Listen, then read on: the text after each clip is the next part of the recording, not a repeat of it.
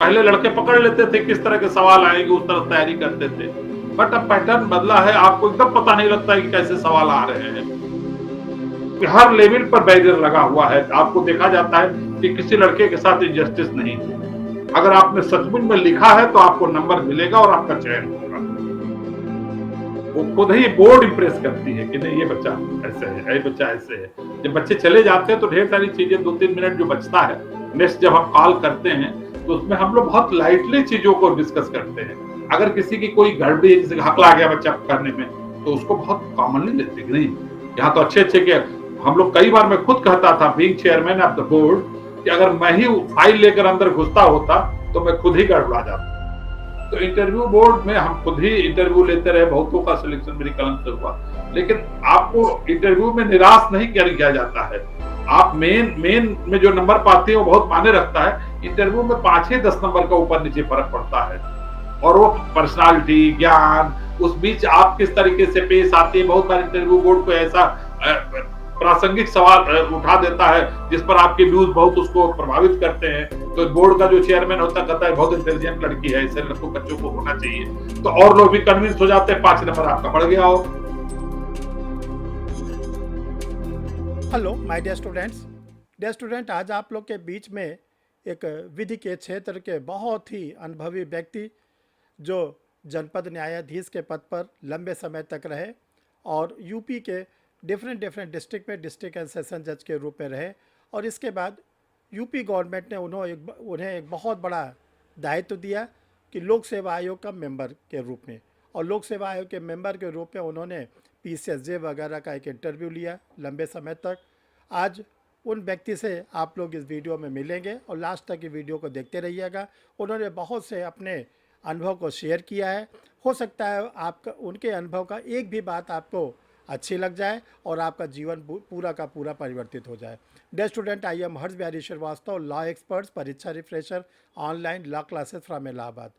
Dear student, Pariksha refresher YouTube channel को जिन लोगों ने अभी तक सब्सक्राइब नहीं किया, सब्सक्राइब कर लें। एक बार आप चैनल को सब्सक्राइब कर लेंगे तो जितने भी यूट्यूब चैनल पर परीक्षा रिफ्रेशर के वीडियोस जाते हैं वो आपके सिस्टम पर आपको मिलते रहेंगे। आप लोगों को बताना चाहते हैं कि परीक्षा रिफ्रेशर पिछले 33 वर्षों से लॉ क्लासेस से जुड़ा हुआ है। बहुत से स्टूडेंटों ने हायर जुडिशल के रूप में, सिविल जज के रूप में, एपीओ के रूप में इस इंस्टीट्यूट से सिलेक्शन लिया है। अब आप लोग की बारी है। आप लोग के लिए नया बैच स्टार्ट होने जा रहा है, और इस नए बैच में आप लोग को जो स्टडी कराई जाएगी, आईपीसी के जो रिप्लेस हो के बीएनएस बना है, सीआरपीसी को रिप्लेस करके जो बीएनएसएस बना है, इंडियन एविडेंस एक्ट को रिप्लेस करके जो बीएसए बना है, प्लस इसके साथ साथ जो ट्रेडिशनल पेपर्स हैं जैसे इंडियन कॉन्स्टिट्यूशन है, कॉन्ट्रैक्ट एक्ट है, टीपीए है, जूरिस्प्रूडेंस है, ये सब पेपर आप लोग को पढ़ाए जाएंगे। कैसे ले एडमिशन? तो देखिए, एडमिशन लेने का तरीका ये है कि जो 2 व्हाट्सअप नंबर शो कर रहे हैं, 9005078691, 9335144265, ये परीक्षा रिफ्रेशर लॉ क्लासेस के व्हाट्सअप नंबर है। इसमें से किसी भी नंबर पर आप अपना आधार कार्ड सेंड करेंगे। इसके बाद कोचिंग का क्यूआर कोड जाएगा, देख लीजिएगा, उसमें परीक्षा रिफ्रेशर लिखा होना चाहिए, और उसमें आप फीस को डिपॉजिट करेंगे। क्लास आपको जो मिलेगी वो गूगल मीट पर मिलेगी। गूगल मीट पर जो क्लास चलती है वो लाइव क्लास मिलेगी। लाइव क्लास के बाद रिकॉर्डेड वीडियो मिलेगा। फिर आप लोग को पीडीएफ फॉर्म में नोट्स मिलेंगे और टेस्ट सीरीज में हिस्सा लेने का मौका मिलेगा। तो डियर स्टूडेंट, रेडी हो जाइए। अप्रैल से नया बैच आप लोग को सभी हायर जुडिशल का, सिविल जज का, और इसके साथ साथ एपीओ का स्टार्ट होने जा रहा है। टेस्ट सीरीज ऑलरेडी आप लोग के लिए चलती रहती है, हर समय चलती रहती है। आप जब चाहे तब हायर जुडिशल की, सिविल जज की, एपीओ के टेस्ट सीरीज ज्वाइन कर सकते हैं। इसके अलावा जो सर का पब्लिकेशन है जहाँ से परीक्षा रिफ्रेशर लॉ क्लासेस के नोट्स पब्लिश होते हैं, वो आप नोट्स मंगा सकते हैं। कोई ऐसा पेपर नहीं जिसके नोट्स ना हो। और जनरल स्टडीज़ जो स्टूडेंटों को बहुत डर लगता है, उसके लिए तो अलग से बहुत ही इम्पॉर्टेंट आप लोग के लिए नोट्स निकला है। हिंदी मीडियम को 6 वॉल्यूम में, इंग्लिश मीडियम को 6 वॉल्यूम में, history, geography, economics, science, tech, polity, Indian national movements. तो डियर स्टूडेंट, नोट्स मंगाने के लिए भी यही 2 व्हाट्सअप नंबर है। इस पर आप अपना पूरा पोस्टल एड्रेस सेंड करेंगे पिन कोड के साथ। आपको आपका जो पैकेट है वो रजिस्टर्ड डाक से पार्सल के द्वारा आपको मिल जाएगा। हम लोग के बीच में श्री संतोष कुमार श्रीवास्तव जी, जो एक लंबे समय तक न्यायिक सेवा में रहे उत्तर प्रदेश में और जिला एवं सत्र न्यायाधीश के पद से आप सेवानिवृत्त हुए। इसके बाद आप पब्लिक सर्विस कमीशन लोक सेवा आयोग, जहाँ से सिविल सर्विस पीसीएस का एग्ज़ाम होता है और सिविल जज का एग्ज़ाम होता है, वहाँ पे एज ए मेंबर के रूप में रहे और भरपूर आपके पास अनुभव है इस चीज़ का कि कैसे जुडिशल सर्विसेज में तैयारी की जाती है, क्या क्या दिक्कतें आती है, क्या क्या अड़चन आती है, किन सावधानियों को आप लोग को अपने जीवन में बरतना है और इसके साथ साथ किन चीज़ों को नहीं करना है। तो आज इसी सब मुद्दे पर हमने भाई साहब से बोला कि होली बीत गई है, थोड़ा आप समय दीजिए और आज आपने समय देने के लिए हो गए 5 बजे हम लोग मिलेंगे। तो भाई साहब आपका बहुत बहुत स्वागत है परीक्षा रिफ्रेशर लॉ क्लासेस पर। और ये स्टूडेंट जो हैं इनमें से 3 तरह के स्टूडेंट हैं। एक तो स्टूडेंट वो हैं जो हायर जुडिशल की तैयारी कर रहे हैं और इन लोग का 28 अप्रैल को बिहार का एचएसजीएस का एग्ज़ाम है और इसके साथ साथ यूपी की एचएसजीएस आया हुआ है, उसकी भी ये लोग फॉर्म डाल रहे हैं। दूसरे स्टूडेंट वो हैं जो सिविल जज की तैयारी कर रहे हैं और तीसरे स्टूडेंट हैं जो एपीओ की तैयारी कर रहे हैं। और जैसा स्टूडेंटों को मालूम है, आपको भी हम बताना चाहते हैं कि परीक्षा रिफ्रेशर लॉ क्लासेस पिछले 33 ईयर से रन कर रहा है। 2000 से ये ऑनलाइन मोड पर रन कर रहा है और अभी 2023 में नवंबर के महीने में परीक्षा रिफ्रेशर लॉ क्लासेस के 55 स्टूडेंटों ने बिहार के एपीओ में फाइनल सिलेक्शन दिया। बहुत ही ताबड़तोड़, बहुत ही अच्छा सिलेक्शन रहा और उससे प्रभावित होकर और भी स्टूडेंटों ने हिम्मत बांधी कि हमें भी तैयारी करनी है। कोई ग्रामीण अंचल का था, कोई आर्थिक तंगी के दौर में था। हमने सबको सुविधा देकर क्लास करने का मौका दिया कि कोई स्टूडेंट ऐसा न रहे जो किसी तंगी के कारण, किसी मुसीबत के कारण क्लास न कर सके।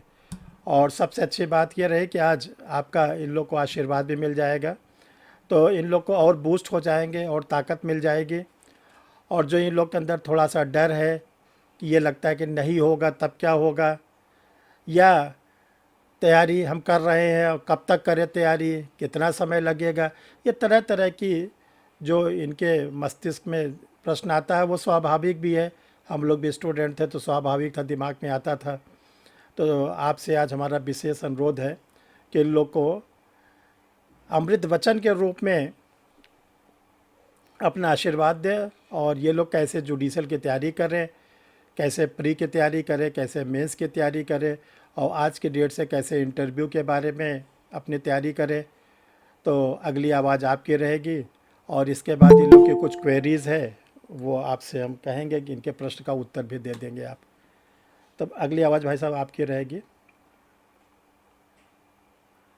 म्यूट है। आपका माइक म्यूट है भाई साहब, माइक को ओपन करा लीजिए।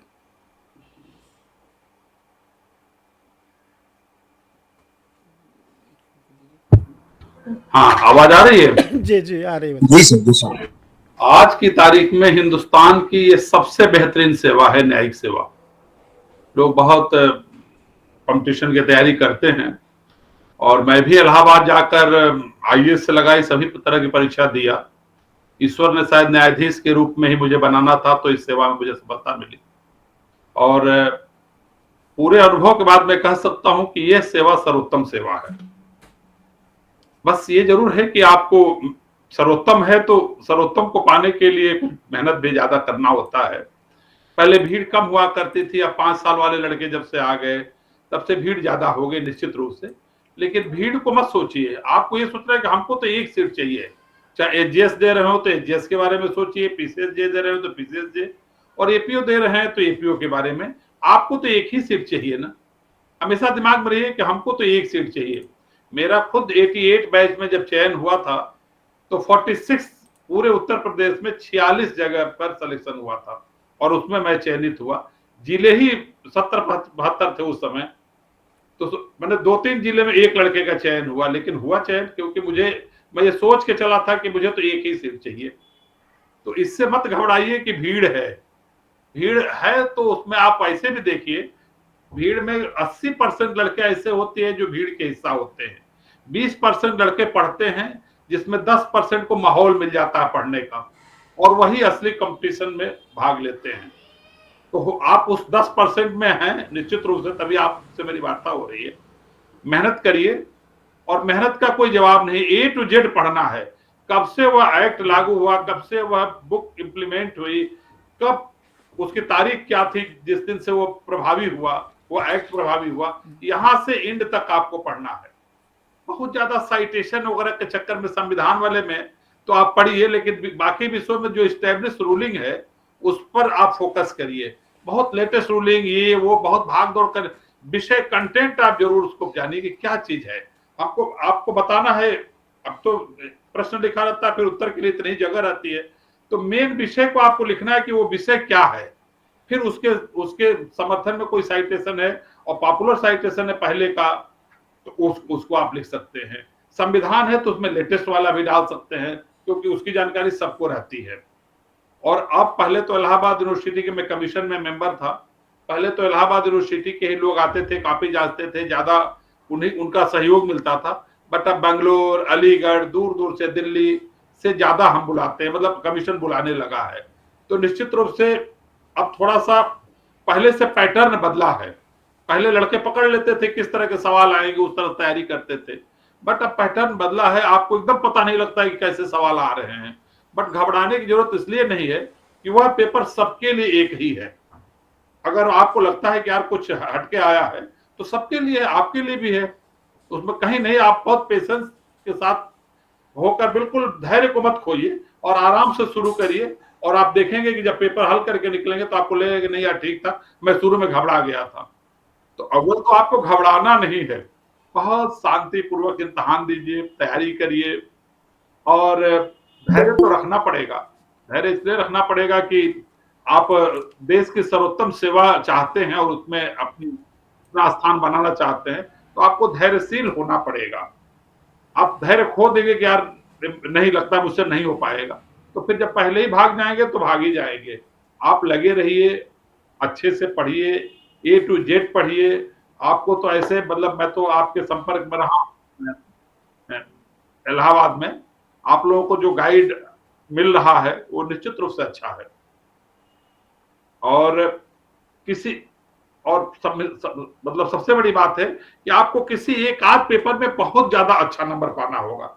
चयन उन्हीं का होता है जैसे तीनों ला है, 3 पेपर ला के हैं, तो औसत पाएंगे तब आप बॉर्डर पर रहते हैं, फिर इंटरव्यू में भी बॉर्डर पे ही रहते हैं, तो उसमें 50-50 चांस बन जाते हैं, पता नहीं होगा नहीं होगा क्या होगा। लेकिन जब आप किसी एक पेपर में बहुत अच्छा करके बैठते हैं तो आप एकदम आराम से बैठे रहते हैं और आपका चयन हो जाता है। मैं एक पेपर में उस जमाने में 140 नंबर पाया था 200 में, और मेरा चयन हो गया था। मैं बहुत ज्यादा भाग दौड़ और ये कुछ नहीं, बहुत इंटरव्यू में भी सामान्य नंबर ही मिला, लेकिन चयन हो गया। तो आपको अपने उन तीनों पेपरों में से एक पेपर को थोड़ा और बेहतर, अब वो लकली कौन सा पेपर आपका होगा, आपका किस पर ज्यादा ध्यान है। मैं ला फर्स्ट में पाया था, बहुत लोग ला थर्ड में बहुत अच्छा करते हैं, तो किसमें आप करते हैं उसमें फोकस करिए। और एचजीएस वाले लोग जो हैं उन्हें तो बहुत अनुभव भी हो जाता है इम्तहान देने से। एचजीएस में भी आप पेपर छोड़िए मत कहीं भी, जैसे आप उसके बारे में, जैसे आपसे पूछा गया कोई पेपर, कोई चीज, जैसे कंस्ट्रक्टिव नोटिस पूछा गया, तो अब हो सकता है कि आपके दिमाग में क्लिक ना करे, लेकिन जितना क्लिक करता है उतना ही आप लिखिए, कुछ तो नंबर पाएंगे ना।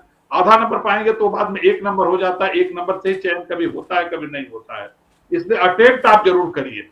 अब ये नहीं कि एकदम नहीं कभी सुना है तो अंदाज से मत करिए, लेकिन थोड़ा बहुत भी जानकारी है तो लिखिए जरूर। उसको जांचने वाला जरूर समझता है कि नहीं बच्चे ने प्रयास किया है, और उसको दिमाग में एग्जाम, ऐसे एग्जामिनेशन हॉल में बैठने पर लगता है पहले कि सब भूल ही गया है, फिर धीरे धीरे याद आता है। तो इसको जांचने वाला भी समझता है, हम लोग भी समझते हैं, और मैं खुद उस प्रक्रिया से गुजरा हूं, इसलिए मुझे खूब बखूबी उसकी जानकारी है।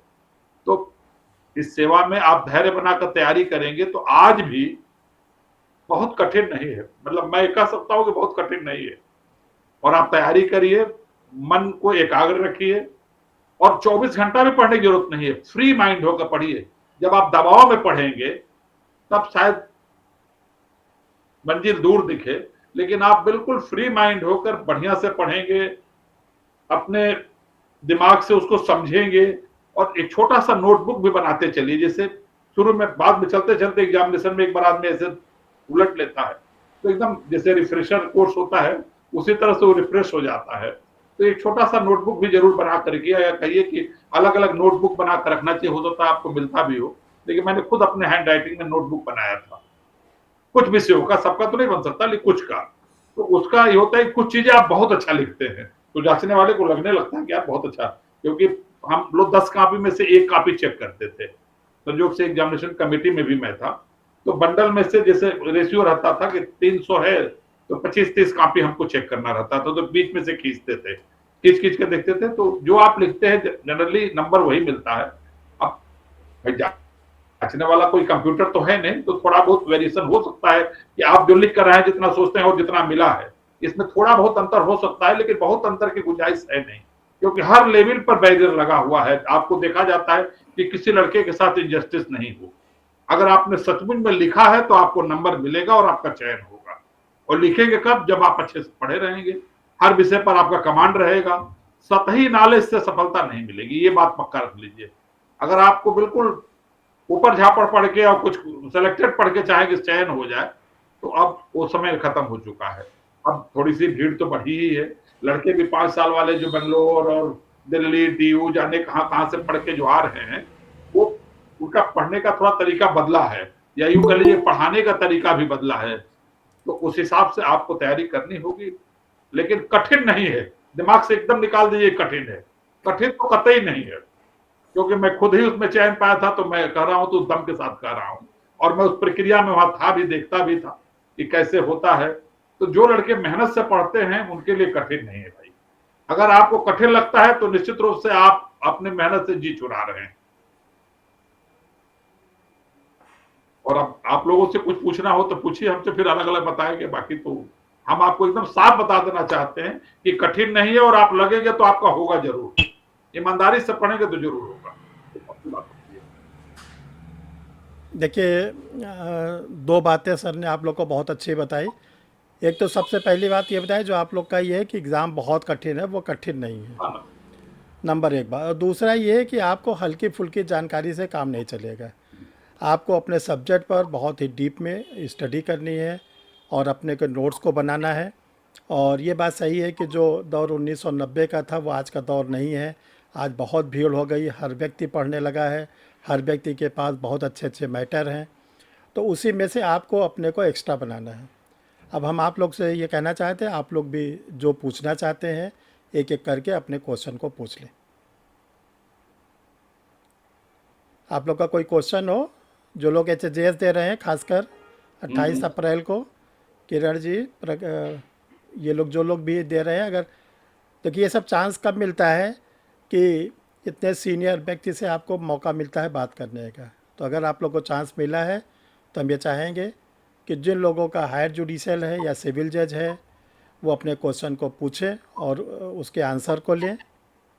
अर्चना, कोई प्रॉब्लम, जल्दी से पूछ लो आप लोग। नमस्कार सर, मैं अर्चना सिन्हा दिल्ली में प्रैक्टिस करती हूँ। मैं SJS की प्रिपरेशन कर रही हूँ। तो अभी 28 को बिहार SJS है। सर उसमें लास्ट टाइम मैंने दिया था तो मेरा 5 नंबर से रह गया था प्रीलिम्स। तो उसमें सर रणनीति क्या होनी चाहिए, जैसे प्रीलिम्स हुआ देन मेंस हुआ और इंटरव्यू के लिए 5 नंबर पर रह गया था, प्रीलिम्स नहीं निकला आपका, तो कहीं ना कहीं आप ये मान के चलिए कि हमारे में कमी थी। कभी एग्जामिनेशन की बॉडी को दोष नहीं देना चाहिए। अगर नहीं हुआ तो दोषी आप खुद को मानिए कि लगता है कि थोड़ा सा दौड़ने में और मैं तेज दौड़ा होता तो शायद पहुंच गया होता वहां तक। तो आपको थोड़ी सी अपनी मेहनत बढ़ानी होगी, और जिन विषयों को आपने ठीक से कवर नहीं किया वो था उसको इस साल मत छोड़िए, आप फिर से एक बार A to Z पूरा देख जाइए। ये 5 नंबर की कमी बताते हैं कि थोड़ा दूर रह गया, आप दौड़ने में उतनी तेज नहीं दौड़ पाई या पढ़ने में उतना पूरा नहीं पढ़ पाई, कहीं ना कहीं कमी आप में थी, इसलिए सिलेक्शन नहीं हुआ। तो सर एक्चुअली मैं बोलिए। सर एक्चुअली मैं सिविल सर्विस का प्रिपरेशन कर रही थी IAS का, तो वहाँ पे मैंने दिया था, फिर जस्ट मैंने फिर लॉ किया तो मैंने इधर ट्राई किया, समय कम पड़ गया होगा। तो एक तो है कि जीके का जो आप अब पैटर्न हो गया, पहले प्रेजेंट डे करके आता था, अद्यतन काल। अब वही जीके जो IAS के लड़के दे रहे हैं, PCS के लड़के दे रहे हैं, वही PCS जे में भी बाय द वे हो गया। हालांकि ये थोड़ा सा इस पर भी हमने वर्क करने का प्रयास किया था। लेकिन चलिए, तो आप आईएएस दे रही है तो आपको जीके वाला पोर्शन तो पूरा कवर हो गया। अब लॉ वाले पोर्शन में चूंकि आपका कंसंट्रेशन निश्चित रूप से आईएएस वाले पेपर पर, आईएएस की तरफ ज्यादा रहा होगा, तो अब आपको अगर मौका मिला है तो उसे पूरा करिए और मेरी शुभकामना है कि आपका हो।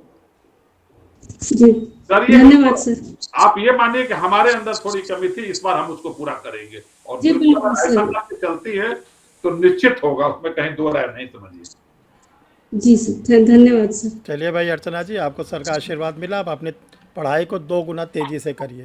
थोड़ा और जी सर, तब मैंने सर को ज्वाइन भी नहीं किया था सर, अब मैंने सर को ज्वाइन किया है तो मुझे बहुत लॉ में अनुभवी है, बहुत हमारे तो भाई हैं और बहुत अनुभवी हैं, और सर के गाइडेंस में रहिए और मेहनत तो आपको करना होगा, सर तो खाली रास्ता दिखाएंगे। सर जी तो बिल्कुल गुरु की भूमिका अदा करेंगे कि टास्क दिखा देंगे कि रास्ता इधर से जाएगा, चलना आपको पड़ेगा, चलना जी आपको। बिल्कुल हाँ, सर, बहुत धन्यवाद। बस यही रास्ता चाहिए आप लोगों का। बस ठीक है। चलिए, हाँ और किरण जी, किरण जी बताइए आपकी प्रॉब्लम क्या है? Good evening sir. हाँ। सर मैं मुंबई से किरण चचलानी। तो सर मैं फर्स्ट टाइम अभी एचजीएस के लिए प्रिपरेशन कर रही हूँ। एक्चुअली मेरा एलएलएम भी हुआ है सर, मैंने ओपी जिंदाल से किया है एलएलएम। तो अभी मैं सर हायर जुडिशरी के लिए बिहार के लिए बिल्कुल दीजिए, बिल्कुल दीजिए। अभी मैं मोटिवेशनल टिप बस बिल्कुल दीजिए। मुंबई से एक लड़का था कि आजकल गाजियाबाद में शायद पोस्टेड है। मैं जब फैमिली कोर्ट जज था इलाहाबाद में तो मिलने आया, उसका सिविल जज में सिलेक्शन हो गया था। गाजीपुर से उसकी मदर उधर का कोई बैकग्राउंड बनता था यूपी में, तो बहरहाल सिविल जज यहाँ हो गया था लड़का। तो हमसे मिलने आया कि सर आपसे भी कुछ पूछने ही आए हैं। कुछ ही दिन बाद जीएस का रिजल्ट आया तो लड़का एचजीएस में हो गया, एकदम बॉर्डर 32 साल होते होते एचजीएस हो गया। इस समय कहीं गाजियाबाद पोस्टेड था, शायद नोएडा गाजियाबाद में कहीं है, वो बॉम्बे का ही लड़का है वो। तो हुआ, वहां से आया, सिविल जज भी यहाँ हुआ, तब तक उसने एचजीएस भी दे रखा था। उसी बीच जैसे होता है ना कि 35 साल की गणना आगे से होती है, उसी बीच उसने एचजीएस भी दे रखा, उसका एचजीएस में सिलेक्शन फाइनल हो गया। अब सोचिए जो 35 साल में एचजीएस हो जाता है तो फिर उसके लिए आगे बहुत रास्ते खुल जाते हैं। कम से कम हाई कोर्ट तो आराम से हो जाता है और जिला जज भी बहुत लंबे दिनों तक रहता है। तो एचजीएस दे रही है, ये बिल्कुल अच्छी बात है। बॉम्बे के एक लड़का हमसे लेने आया था, अभी आया मिला, तीसरे दिन वो एचजीएस बन गया। तो बल्कि उससे बात किया था, नया भाई 32 33 34 साल के लड़के तो लड़के ही लगते हैं, पर फिर आया तो एचजीएस में हो गया। तो सर का गाइडेंस है हर्ष बिहारी सर का, बहुत तो अच्छा। आप पहले तो एचजीएस का जो यहाँ का सिलेबस है उसको उसके हिसाब से पढ़ाई करिए। और पीसीएसजी वगैरह कभी दिया है आपने? नहीं सर। अच्छा, कोई बात नहीं, तमाम तो भाई एचजीएस तो वकील के लिए बनाई हुआ है कि वकालत अच्छे ब्रेन जो है एचजीएस में लिए जाए। तो आप अच्छे से तैयारी करिए, जो सिलेबस है उसके हिसाब से। जी सर। और आप अच्छे से तैयारी करेंगे तो बॉम्बे के लड़के का एक बच्चा हो चुका है, मैं जानता हूँ, आप भी हो सकती हैं, बिल्कुल आप मेहनत करिए। हाँ, थैंक यू सर। चलिए, और किसी का कोई क्वेश्चन है? कंचन कुछ पूछना है आपको? पूछ लीजिए फट से जल्दी। जी प्रणाम सर, मेरा नाम डॉक्टर कंचन सिंह हुआ, मैं भागलपुर बिहार से हूँ। सर मेरा क्वेश्चन ये है कि लोगों का कहना है कि हिंदी मीडियम वालों का सिलेक्शन कम होता है और इंग्लिश मीडियम वालों का सिलेक्शन ज्यादा होता है। तो सर ये मैं हिंदी मीडियम से हूँ इसलिए ज्यादा टेंशन रहती है। ऐसा कोई देखिए, मीडियम कोई माने नहीं, मीडियम का कोई मतलब नहीं है। आप हिंदी मीडियम से हैं, लेकिन अगर आपका कमांड है ला पर तो आप हिंदी मीडियम में भी टॉप कर सकते हैं। हमारे बैच में जिस साल मेरा सिलेक्शन हुआ हिंदी बैच का ही ब्रिजभूषण यादव, वो इतने नंबर पाए हुए थे कि उनको खाली 40 नंबर मिला। हमारे बैच का हिंदी मीडियम से था। तो ऐसा कुछ नहीं है, इस भ्रम को मन से निकाल दीजिए। हाँ जरूर है कि आपको विषय पर कमांड रखना होगा, मीडियम डज नॉट मैटर। ये आप पक्के दिमाग में ध्यान से निकाल दीजिए कि आप हिंदी मीडियम के तो इंफीरियर हैं। आज हिंदी मीडियम छाया हुआ है और फिर यूपी में तो हिंदी मीडियम बाध्य है आदमी करने के लिए। जिला जज तक को हिंदी के स्टेनो मिले हुए हैं, हम लोग हिंदी में ही काम करते थे। भले लिख कर आप इंग्लिश में आ जाइए, लेकिन यहाँ आकर काम हिंदी में ही करना पड़ेगा, कंपलसरी है हिंदी में काम करना। तो हिंदी ऐसा कुछ नहीं है कि आप हिंदी से हैं तो आपके लिए चांसेस कम बनते हैं। आप इक्वल फुटिंग पर हैं और इस बात को मन से निकाल दीजिए कि आप हिंदी मीडियम के हैं तो कमजोर हैं, ऐसा नहीं है, ऐसा कुछ नहीं है। प्रणाम सर। हाँ बताइए। सर हम पटना से सर अलका कुमारी बोल रहे हैं सर। सर हम पहली बार सर 31 जून से सर हम एग्जाम दिए थे सर, पर मेंस नहीं हो पाया था सर। उसके बाद सर हम एपीओ दिए सर, तो मेरा इंटरव्यू तक गए सर, पर इंटरव्यू में मेरा नहीं हो पाया। और सर अभी हम 32 यूनिवर्सिटी का सर मेंस दिए हैं सर। तो सर मान लीजिए मेरा हो जाता है सर, तो हम कैसे इंटरव्यू का सर प्रिपरेशन करेंगे सर, इस बार मेरा सिलेक्ट हो जाए। इंटरव्यू जो है आप बिल्कुल एक तो फ्री माइंड से जाइए, कुछ पढ़ने वढ़ने का बहुत मतलब नहीं होता। आपने अगर पढ़ लिया है उतना ही रहता। इंटरव्यू बोर्ड बहुत बहुत प्यार से आपके साथ पेश आता है। और हम कभी भी इंटरव्यू बोर्ड मान के चलता है कि बच्चा अगर इम्तिहान देकर आया है तो निश्चित रूप से पढ़ा लिखा है और लिख कर पास होकर हमारे सामने एक सर्टिफिकेट के साथ आ रहा है कि आपके कमीशन के एग्जाम को पास करके आया है। तो कभी हम उसको डिमोरलाइज नहीं करते। हो सकता है कि शुरू के 2-3 सवाल न बता पावे या 2-3 सवालों पर वो चुप रह जाता है, तभी हम उसको बहुत बैकअप करते हैं और जानने का प्रयास करते हैं कि कितनी गहराई है उस बच्चे के अंदर।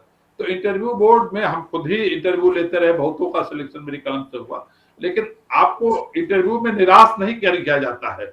आप मेन में जो नंबर पाते हैं वो बहुत मायने रखता है। इंटरव्यू में 5 ही 10 नंबर का ऊपर नीचे फर्क पड़ता है। और वो पर्सनालिटी, ज्ञान, उस बीच आप किस तरीके से पेश आती है। बहुत बार इंटरव्यू बोर्ड को ऐसा प्रासंगिक सवाल उठा देता है जिस पर आपके व्यूज बहुत उसको प्रभावित करते हैं। तो बोर्ड का जो चेयरमैन होता कहता है बहुत इंटेलिजेंट लड़की है, ऐसे बच्चों को होना चाहिए। तो और लोग भी कन्विंस हो जाते हैं, 5 नंबर आपका बढ़ गया हो। तो आप इंटरव्यू से बिल्कुल मत समझिए कि इंटरव्यू कोई हुआ है।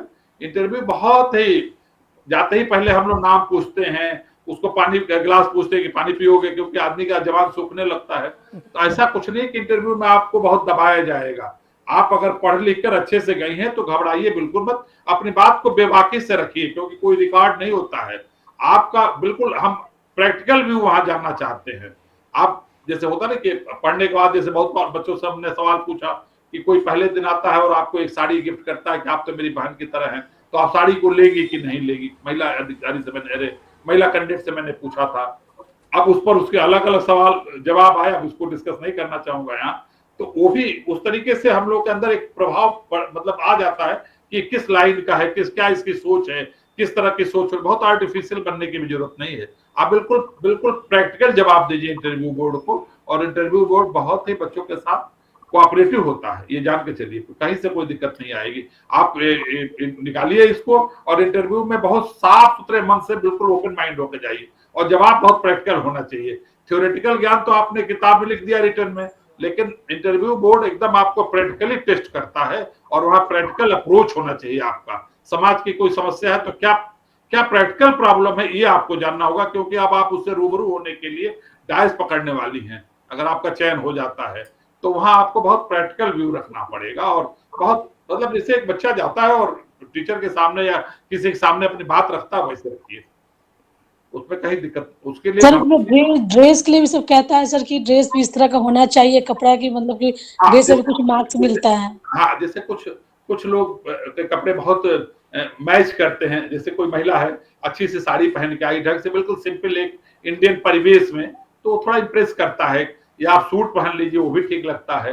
लेकिन अब जैसे बहुत बार हम डॉक्टरों का इंटरव्यू लिए तो जींस पहन के चले आए, तो अब एक आध को तो मैंने टोका, लेकिन टोकना सबको या कहना सबको अच्छा नहीं लगता है। लेकिन जीन्स आपका ड्रेस नहीं है इंटरव्यू का, आपका ड्रेस फॉर्मल होना चाहिए। और अगर आप महिला है तो या तो अच्छा सा सूट पहनिए या साड़ी पहनिए, ये ज्यादा अच्छा लगेगा। और ये हम इसके मतलब बोर्ड भी यही चाहता है कि आप उसी रूप में हमको हमारे सामने आइए। हम कल के जज के रूप में, कल के अधिकारी के रूप में आपको देखते हैं।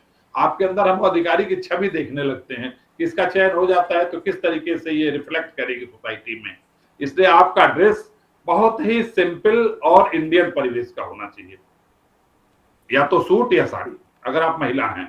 आप अगर कोई लड़का है तो सीजन के हिसाब से, जैसे जाड़े का दिन है तो बिल्कुल कोट होना चाहिए, कोट पहन ले, टाई लगा ले और अच्छा लगता है। लेकिन अभी नहीं कि जींस पहना है उसके ऊपर शर्ट पहन के चला है, तो बड़ा अजीब सा लगता है कि भाई बताइए, इनको इतना भी नहीं मालूम कि क्या पहन के आना चाहिए। आप पैंट शर्ट सिंपल पहन के आइए, धुलवा के प्रेस करा के अच्छे से आइए। अगर आपके अंदर प्रतिभा है तो प्रतिभा दिख जाती है, प्रतिभा तो अलग से रिफ्लेक्ट होती है। सर तो क्या लड़की लोग को सर साड़ी में ब्लेजर पहनना चाहिए सर, कि सिर्फ साड़ी ही से? ऐसा नहीं है। आप ब्लेजर जैसे जाड़े का दिन है तब तो पहनिए, गर्मी का दिन है तो कोई कंपलसरी नहीं है कि आप ब्लेजर और कोट पहन के ही जाइए इंटरव्यू बोर्ड के साथ। ऐसा कुछ नहीं है। आप बहुत अच्छे से साड़ी, हमारे यहाँ यूपी में जितनी लड़कियां आई थी वो केवल साड़ी पहन के आई थी, कोई कोट नहीं पहना था उस पर। मैक्सिमम लड़कियां इस तरह से आई। आजादी का दिन है तब आपको चयन करना पड़ेगा कि उसके ऊपर हम किस तरह का स्वेटर या किस तरह का कोट पहन के जाते हैं, जो आपके ऊपर ठीक लगे। जैसे होता है ना, कपड़ा तो देखिए, खाना तो अपने मनपसंद का होता है, बट कपड़ा दूसरों की पसंद का होता है कि दूसरे को अच्छा लग रहा है कि नहीं। ये आपके अप्रोच होना चाहिए कि हम जो पहने हैं सामने वाले को ठीक लग रहा है कि नहीं। ये इस अप्रोच के साथ आप घुसिए उस इंटरव्यू बोर्ड में। चलिए, आप में से और कोई? Thank you sir. जी सर, जी सर, हम प्रभात कुमार बोल रहे हैं मधेपुरा से।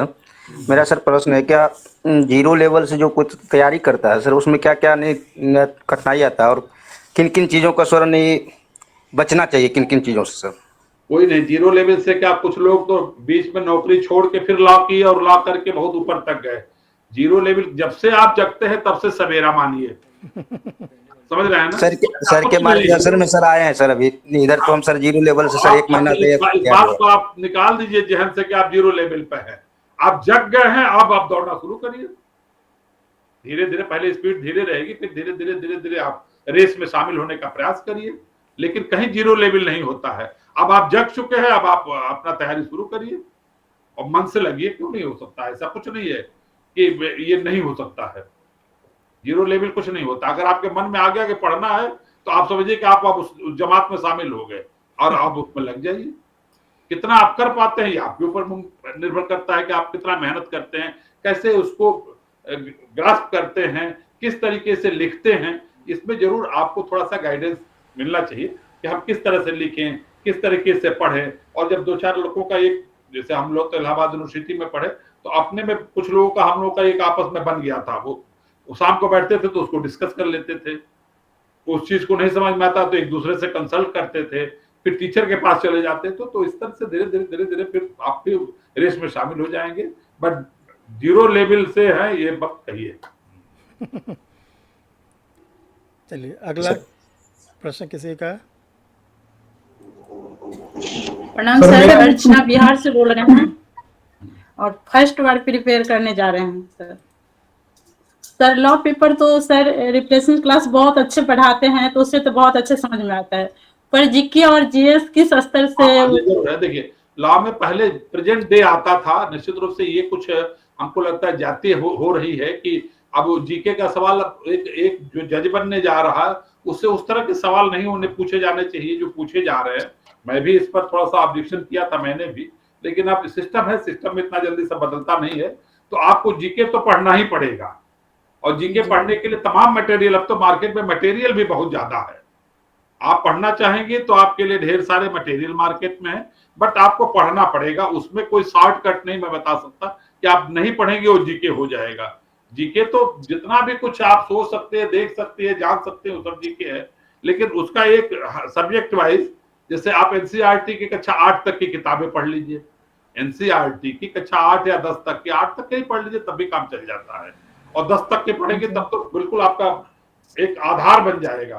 कक्षा 10वीं तक की एनसीईआरटी की किताबें पढ़ लीजिए, आप जीके में 50% कवर कर जाती हैं। जो प्रेजेंट आज का चीजें हैं, अगर टीवी देखती हैं डेली, न्यूज़पेपर पढ़ती हैं डेली, तो 20% और 70% हो गया। बाकी 30% के लिए मार्केट में जैसे पर्यावरण है, तमाम विषय अलग अलग हैं, उन पर ढेर सारे मसाला बाजार में बिक रहे हैं, आप उससे खरीदिए और पढ़िए। ऐसा नहीं है, लेकिन आपको अलग अलग चुनना होगा। आपको माला बनाने के लिए तरह तरह के बगीचों से फूल चुनकर एक सुंदर सा माला बनाना होगा, तब आप मंजिल को पाएंगे। ये ध्यान में रखिए। कोई ऐसा किताब एक नहीं कि उसको पढ़ लीजिए और आपका जीके तैयार हो गया। जी थैंक यू सर। सलाम सर, पटना को सर एपीओ मेंस कर दी थी सर। मेरे में क्या समस्या है कि मैं अच्छे से पढ़ती हूँ, मुझे याद भी रहता है सब कुछ, लेकिन जब मैं एग्जाम के टाइम जाती इतना घबरा जाती हूँ कि आधे घंटे 1 घंटे में सोचने में ही टाइम खत्म कर देते हैं। उसके बाद फिर मेरा एग्जाम बहुत अच्छा जाता है, लेकिन वही होता है कि कुछ होता है जिससे कारण क्वालिफाई नहीं होता। बिहार में भी मैं सिलेक्शन पाया था और मेरे ठीक पीछे एक लड़की का वो सीट था। उसको उन दिनों सर्दी भी हुई थी तो थोड़ा मैं दूरी बनाकर बैठता था, तो मैं इंग्लिश में लिखता था और वो लड़की कहती थी इसका उत्तर क्या होगा, तो हमने कहा मुझे लिख लेने दो। फिर बाद में मैं उसको समझाता था कि इसमें ये विषय होगा, तो बना बना के लिखती थी, बट उसका कॉन्फिडेंस लेवल बहुत ऊपर था। मैंने ढेर सारी चीजें उससे मुझसे पूछ के लिखा। बाद में जब ट्रेनिंग सेंटर पर, हालांकि वहां थोड़े 2-3 महीने बाद मैंने फिर रिजाइन कर दिया, वहां मैं गया तो अपने हस्बैंड से मुझको मिलवाई कि सर हमको बताते थे और मैं उसको लिख ले जाती थी। क्या था उसका कॉन्फिडेंस लेवल था।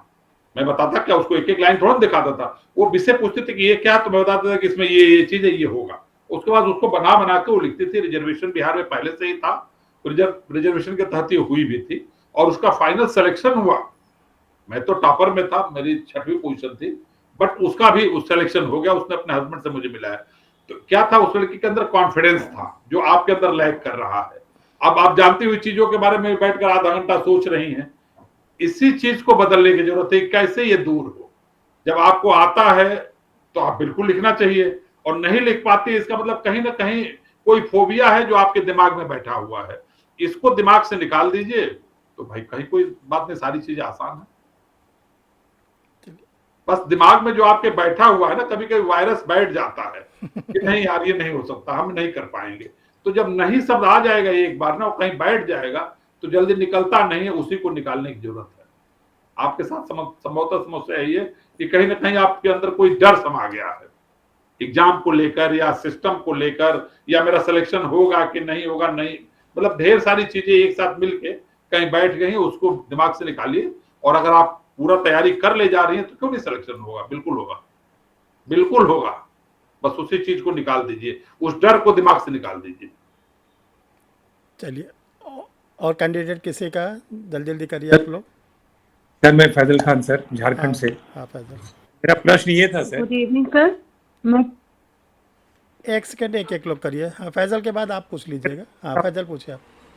सर कॉम्पिटिटिव एग्जाम में सर क्या पढ़ने से ज्यादा इम्पोर्टेंट है, क्या नहीं पढ़ना, तो सर इसको कैसे हम लोग एक में बनाए सर।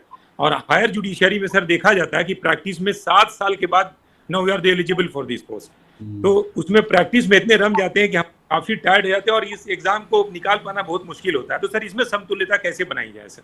देखिए सही बात तो ये है कि एचजीएस में बनाया तो गया था कि ये एडवोकेट्स जो प्रैक्टिसिंग होंगे उसमें से अच्छे ब्रेन को लेंगे।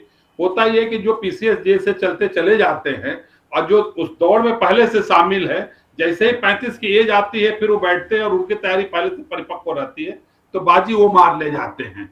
अगर आप बहुत प्रैक्टिस में रम गए हैं तो निश्चित रूप से इसके लिए समय कम दे पाएंगे। इस सिस्टम में कहीं ना कहीं दोस्त मैं मानता हूं इसको बना, ये निश्चित रूप से उनके लिए है जो प्रैक्टिसिंग लायर है। लेकिन इसका फायदा कौन ले जाता है? जितने लोगों का चयन हुआ है आप देखेंगे तो उनकी प्रैक्टिस लगभग 0 थी और वो चयन पा गए, क्योंकि उनका फोकस एकेडमिक ज्यादा था। उनको लालच बना हुआ था कि नहीं मेरा इधर सिलेक्शन होगा। अभी वो जिस प्रैक्टिस में तक कब बढ़ता है आदमी, जब या तो उसको पैसा मिलने लगता है या उसकी मजबूरी है कि अर्न करके जाएगा तभी परिवार चलेगा। दो बातें हो सकती है। लेकिन आप अगर अच्छे तरीके से प्रैक्टिस में रम गए हैं तभी आपको जब समय निकालेंगे तभी एचजीएस की तैयारी हो पाएगी। एचजीएस की तैयारी अब खाली आप चाहिए कि प्रैक्टिस भी कर रहे हैं और जाकर लिख देंगे, तो प्रैक्टिस इसके लिए तैयारी करनी पड़ेगी। इसके लिए थोड़ा सा या तो प्रैक्टिस को कम करना पड़ेगा, या आप फिर प्रैक्टिस के साथ साथ इसको रात में ज्यादा देर तक जग के अपने मतलब पूरा करिए।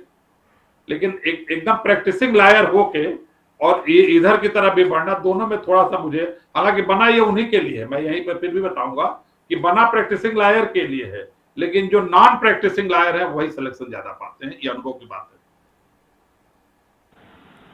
सर इसमें कैसे किया जाए सर ताकि एक सिलेक्शन लिया जा सके प्रैक्टिस से? सिलेक्शन होगा अगर आपके अंदर ये आ रहा है कि हम कैसे करें कि सिलेक्शन मिले, तो उस पूरे सिलेबस को उठाइए, उनकी किताबों को उठाइए, कैसे पढ़ेंगे एक एक करके पढ़िए और उसका स्टडी करिए। आप जाते हैं तो दिन भर तो कोर्ट में अपीयर नहीं होते हैं, तो आप बाहर के किसी हॉल में चले जाइए या किनारे किसी के चैम्बर में बैठ जाइए और उस विषय को तैयार करते रहिए। जब आप तैयार करेंगे तो होने लगेगा। ऐसा कुछ नहीं है, आपको सिलेबस के थ्रू गुजरना तो होगा।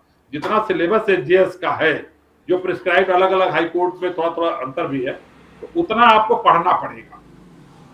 उसके नोट्स बना के पढ़िए, जैसे पढ़िए आपको उतना तैयार करना ही पड़ेगा। और यह तैयारी उस नजरिए से होगी कि एकेडमिक नजरिए से। जब इंटरव्यू में आप जाएंगे तो प्रैक्टिसिंग लायर है तो ढेर सारे सवाल आपको प्रैक्टिस पर पूछे जाएंगे, किस साइड में कर रहे हैं, क्या कर रहे हैं, उस पर सवाल होंगे। लेकिन लिखने में पेपर में तो आपको एकेडमिक ही लिखना पड़ेगा और वही चीजें लिखनी पड़ेगी जो पीसीएसजे वाले लिखते हैं। सर एक मानक समय क्या होना चाहिए सर? एक निर्धारित समय कितना दिन में हो कोई ही समय जाएगा? नहीं, देखिए बहुत मस्ती से पढ़िए। कोई बहुत लड़के दिन भर घुसते रहते हैं और कुछ होते हैं कि 6-7 घंटे मन से पढ़ते हैं, सिलेक्शन हो जाता है। और एक चीज बता दे, बहुत ज्यादा पढ़ना भी कोई बहुत मेरिट की बात नहीं है कि मेरा लड़का तो दिन भर पढ़ता ही रहता है, ऐसा नहीं है। आपको बढ़िया से बाजार भी जाइए, घूमिए, समय से आप सारा काम करिए, लेकिन हाँ आपके दिमाग में होना चाहिए कि मुझे इतने घंटे 6-7-8 घंटे तो पढ़ने पड़ेंगे।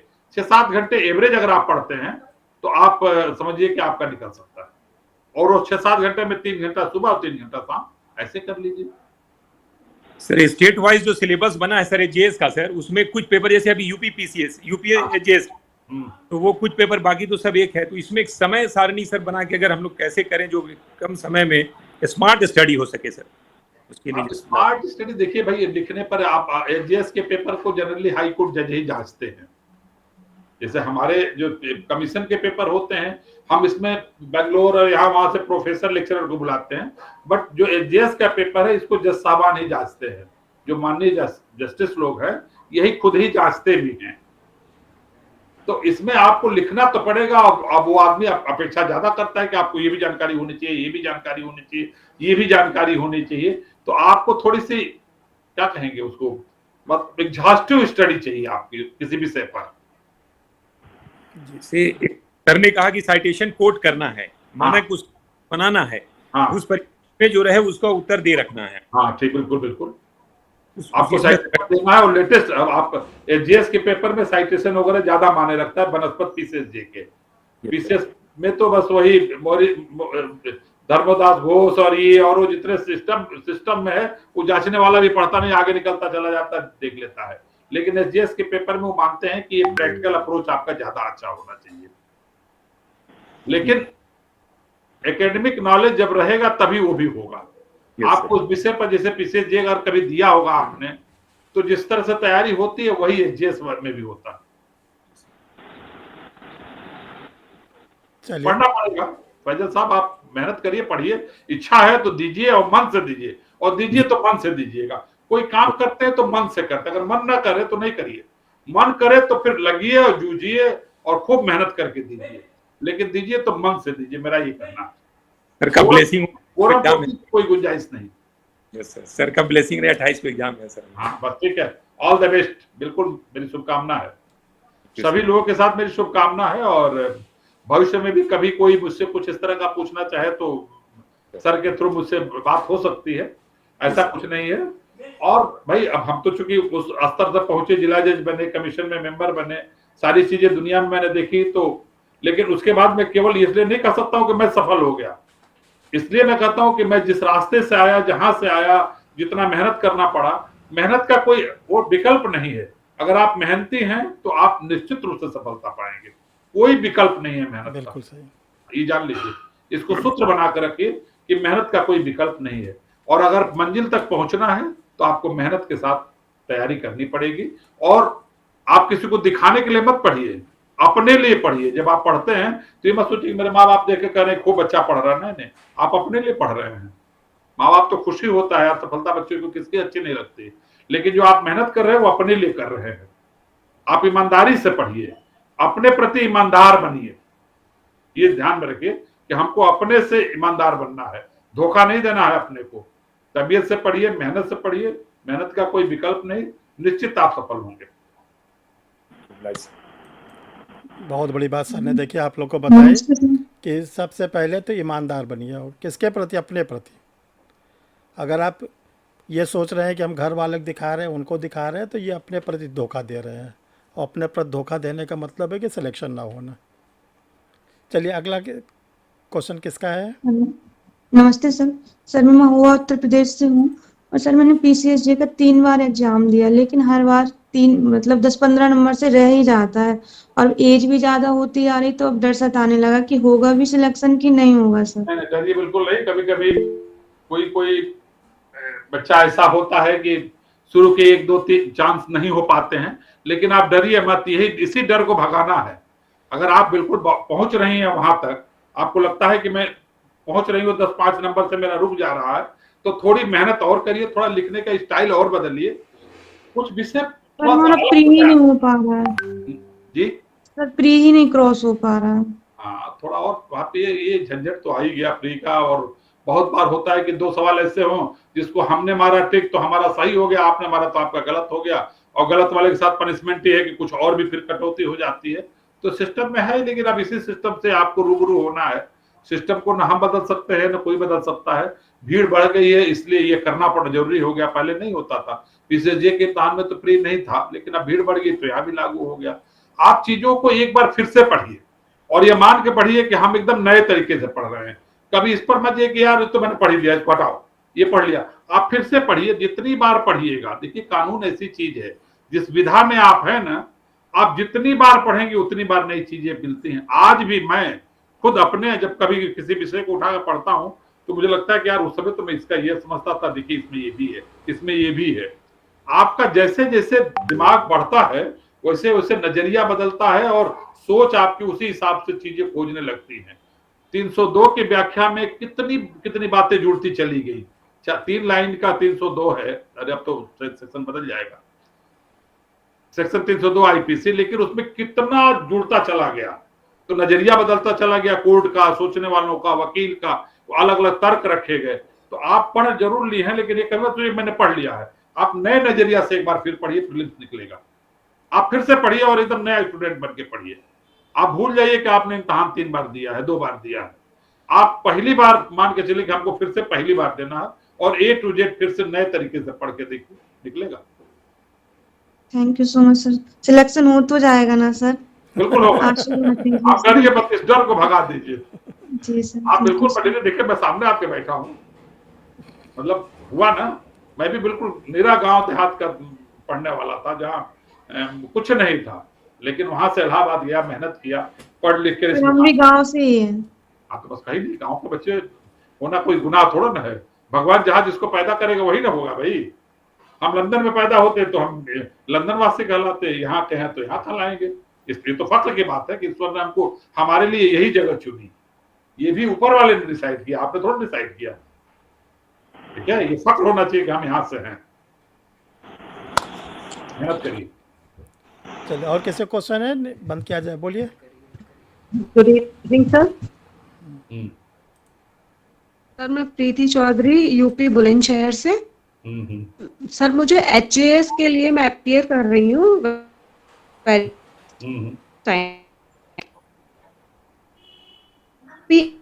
में जो जी पे हमें है करंट फॉर। आवाज थोड़ी सी साफ नहीं आ रही है। आपका माइक जरा ठीक करिए, आवाज नहीं आ रही है। हेलो, हाँ बोलिए।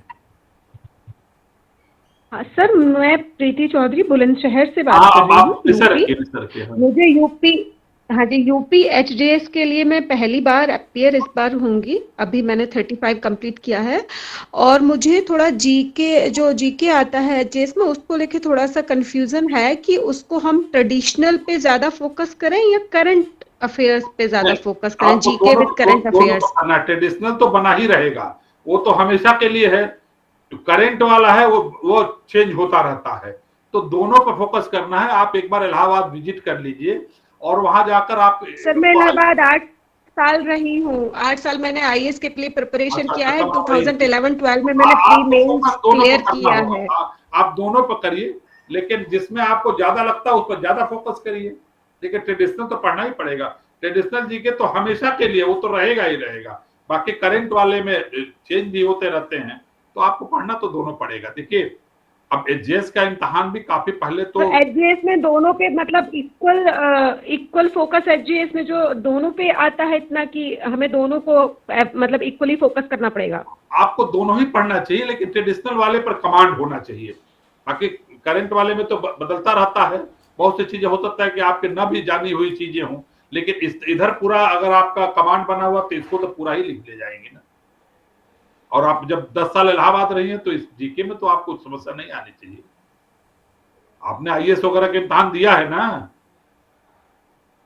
जीके में नहीं है जी, बिकॉज ना इसका सिलेबस लेंदी है। अब ऐसा लगता है अगर थोड़ा हमें किस तरफ ज्यादा फोकस कर अपना ज्यादा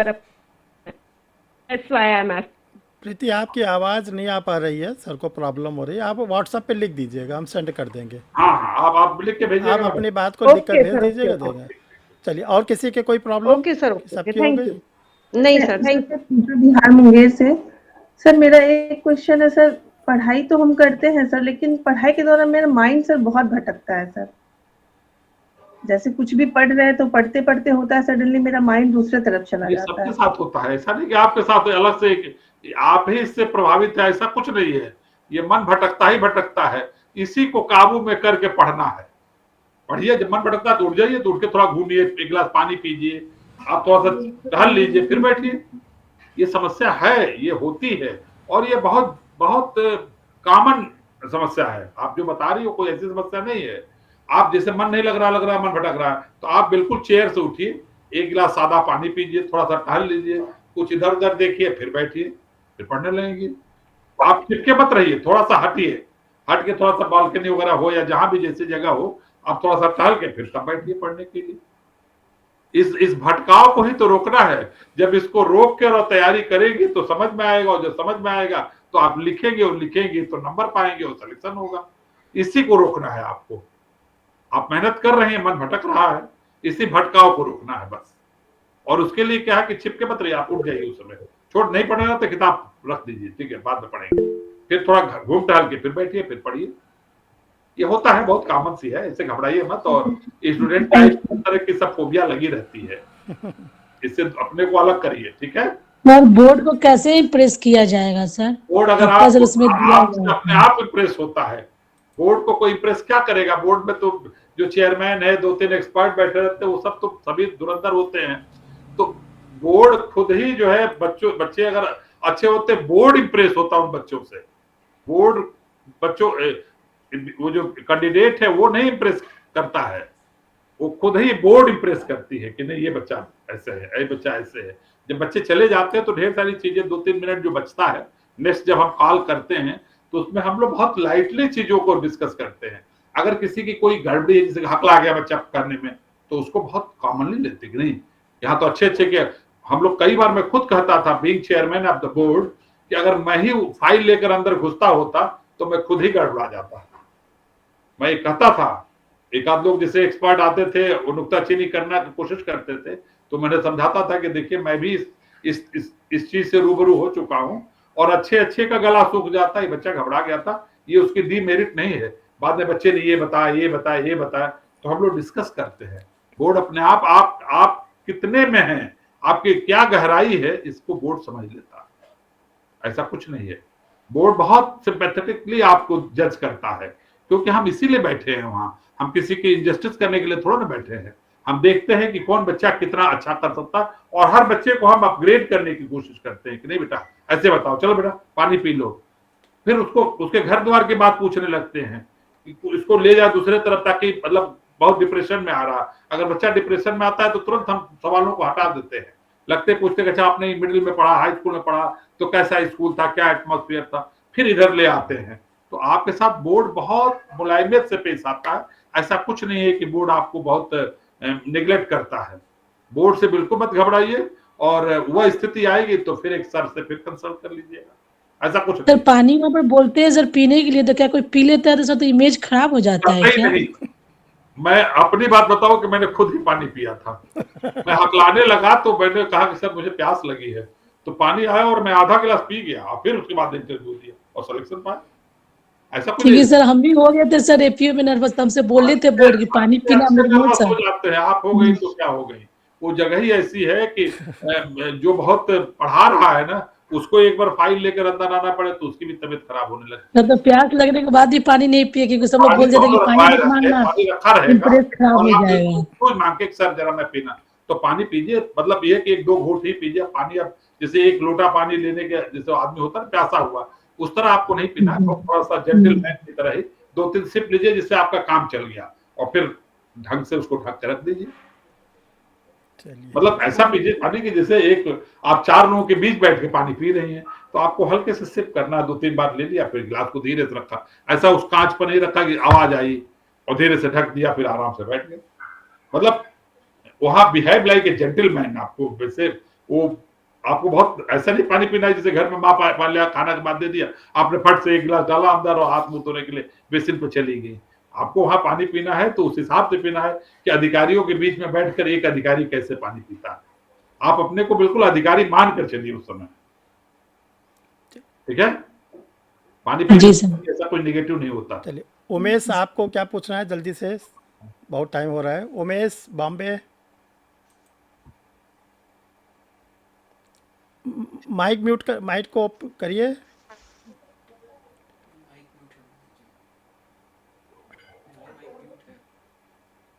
आपका माइक म्यूट है उमेश,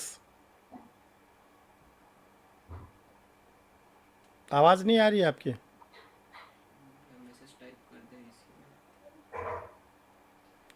आवाज नहीं आ रही। चलिए, और किसी का कोई क्वेश्चन?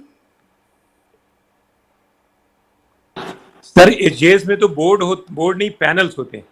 हाँ, वो जस्टिस का पैनल होता है, तो सर वहां तो अच्छे लोग ही रहते हैं। आपको बहुत ज्यादा उनके उसमें नहीं जाना है। वो सीनियर जजेज होते हैं और आप ये मान के चलिए कि अच्छे होते हैं। आपको अगर किसी के अंदर कुछ बुराई भी दिखती है तो उसे नहीं देखना है, न आपका वो अधिकार क्षेत्र है। वो आप मान के चलिए कि दे आर जस्टिस, और जस्टिस हैं तो भगवान के रूप के बैठे हुए हैं और आप इंटरव्यू दे रहे हैं। आप उनके बारे में बहुत ज्यादा समालोचना या उसके बारे में एनालिसिस करने के चक्कर में कतई नहीं पड़िए। अंदर घुसेंगे तो बहुत कुछ है, आपको अंदर नहीं जाना है।